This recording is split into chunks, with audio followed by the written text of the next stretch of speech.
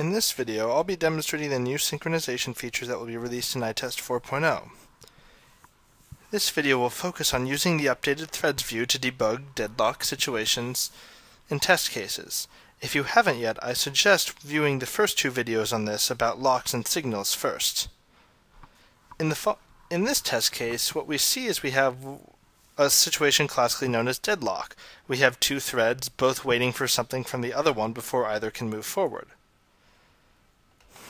Now, normally, without any tools, it could be really hard to figure out what happened. It's pretty simple in this case to see that this one is waiting on lock B and this one is waiting on lock A. But if this were nested up way higher in the tree, this could be very difficult. Thankfully, we've now modified the threads view so it's much more useful for this information.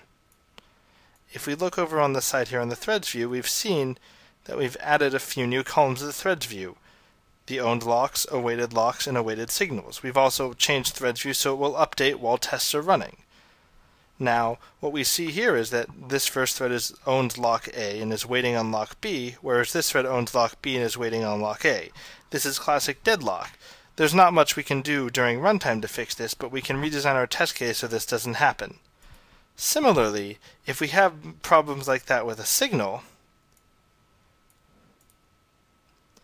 in this test case, for instance, this thread will wait on signal B, while this thread is the thread that will signal that B has occurred, but this can never get in because of the lock. If we view the threads view here, what we can see is that the first thread is waiting on signal B and owns lock C, while the second thread is waiting on lock C. Now, we can't fix this at runtime, but this gives us great tools to be able to see what exactly is going wrong, and it allows us to correct it by redesigning our test case so that we can more effectively exploit parallelism.